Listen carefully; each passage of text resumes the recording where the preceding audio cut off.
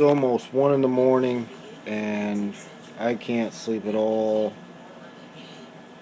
Bit of insomnia maybe. So I guess it's update time and continuation of things. Alright, so last video I was pretty much just on the down slope, if you will, of Malawi Bloat. It's probably been, I don't know, I would guess a week. So I'm guessing probably at least 7 days. And you know, the usual symptoms, if you've dealt with it or researched it, you know, usually one of the first things that happens is the fish stops eating, and everybody's in here has had a pretty healthy appetite, so I will assume that either I stopped it or it has ran its course with my fish that had weaker immune systems. Just my personal note on that. As far as the immune systems, I don't. The disease it's a horrible disease, and I think it really targets and exploits fish with weaker immune systems. So I don't know. I've changed a couple things around. I've added a few fixtures. I actually would prefer this tank to be fully rock-scaped. Unfortunately, you know the I'm sure some of you know the amount of maintenance that's involved in that. Not to mention if you ever have to pull out a sick fish or a holding fish or anything. If you have a lot of rocks in there, that could become a pain. So for now, I'm just opting with the larger, easier accessories, and normally I don't even have that many in there. It's just one of the things that I've read that can cause ick is aggression. You know, maybe your fish don't have a lot of hiding places. Don't really think that was my issue. This tank has really never been that high on aggression, and if it has been, you know, it's had its moments, I'm sure, but I would actually end up removing the culprit or culprits. Let's see, I've been in the process of trying to build the stock back up. Actually, let me finish with bloat first. As far as the bloat, I don't know. I think it took a total of 8 or 9. I'll leave those details in my video description. I had one, I think he was yellow top Mabamba, maybe. I could be mispronouncing that. I'll have to look it up, and I'll just post it in the details of this video. So he was either the 8th or 9th one to perish, to bloat. He actually hung in there quite a while, though. I mean, he probably lasted, I don't know, 5-6 days, and usually they're gone within 3 days. I actually lost him Thursday. Let's see, there was one guy in here. This guy here,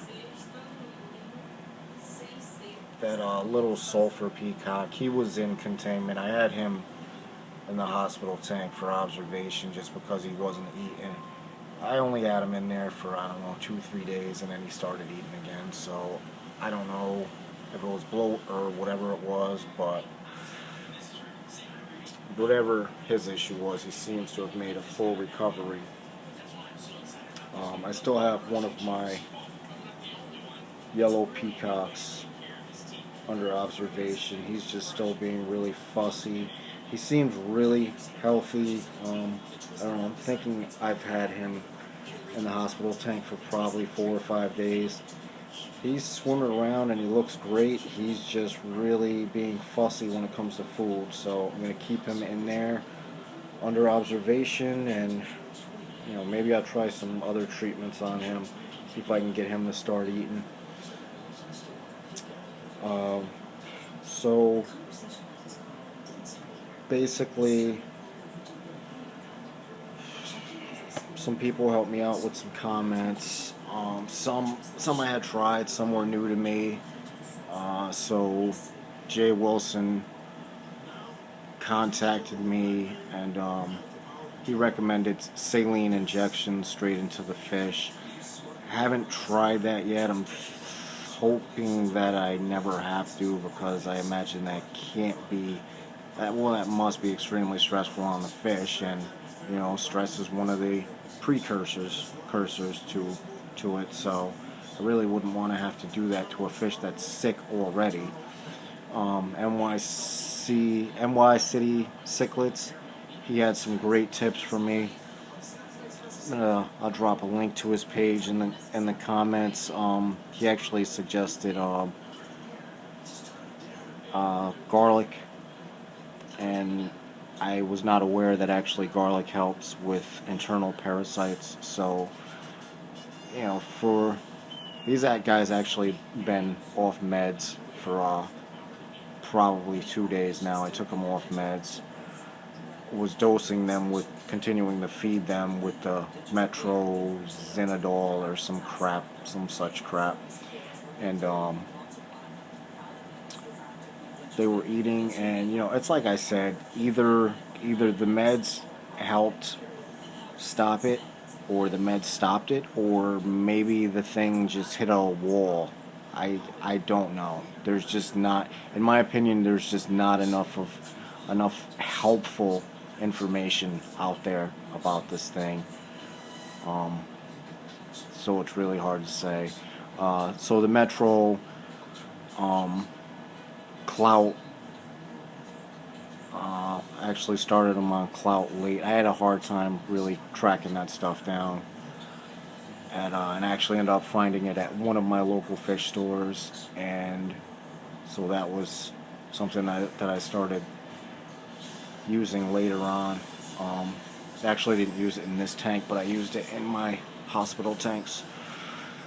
And so let's see, I lost 8 or 9 to that, and that was also the week I got rid of my South Americans. I think I got rid of 5 or 6 of them. I don't even remember. So the stock in this tank was hit pretty hard. I mean, it doesn't look too bad. There's probably 2 dozen in there, but definitely looking forward and planning on restocking soon, at least starting to restock.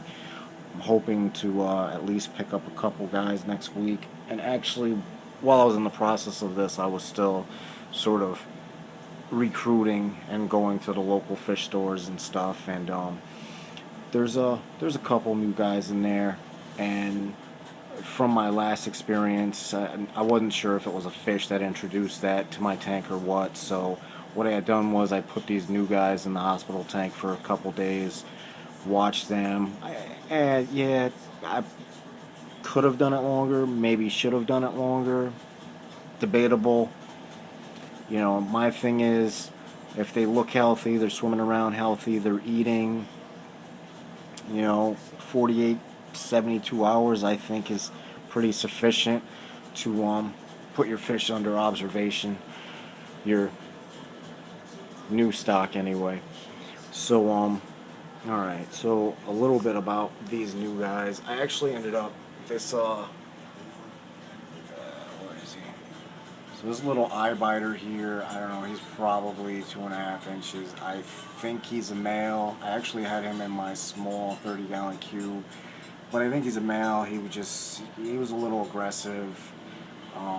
Not really towards the fronts that are in the tank, more towards the other eye biter. He was constantly chasing what I think is a female, and I don't know, he was kind of being a dick. So I put him in here, and you know, I kept an eye on him. I gotta watch when I put smaller guys in here, because sometimes they get picked on. But for some reason, he's doing really well. They're not even interested in him. I don't know. He's doing all right. He's hanging out in there. Yeah, this guy here, not really sure what this guy is. I actually picked him up from a mixed African tank. I don't know. First thought was it's possibly a hybrid. Not sure though. It's weird, and it's good that I got these guys in the frame at the same time. So the lighter one, when I bought him, he was tagged as an electric blue Ali. Now the darker guy with the white stripe up his forehead, he resembles some fish that I've seen, and they were also tagged as electric blue Alis. So I don't know. I mean, two differences I noticed in these guys are overall their color. My bigger one, he's lighter, no stripe on his forehead. His anal fin, it's kind of a light gold, and he's got like gold eggs on it. And this other guy, his anal fin is more red, and he's darker, and he's got that really pronounced stripe, almost like a white blaze. So I'm not sure. So opinions help a keeper out here. Maybe you guys can tell me which one of these guys is an electric blue. I mean, maybe they both are. I don't know, but they really look, I don't know, facial structure similar, but in my opinion, they just look too far apart to both be electric blue Alis. Then we got this little guy down here. He actually resembles my guy that I got in the hospital tank right now. The only thing about this guy is he's probably about 2 inches. I'm thinking he may be juiced. I'm sure you guys heard of that. They feed these fish hormones so that they develop the colors at a smaller size. So I'm not sure. I've just never seen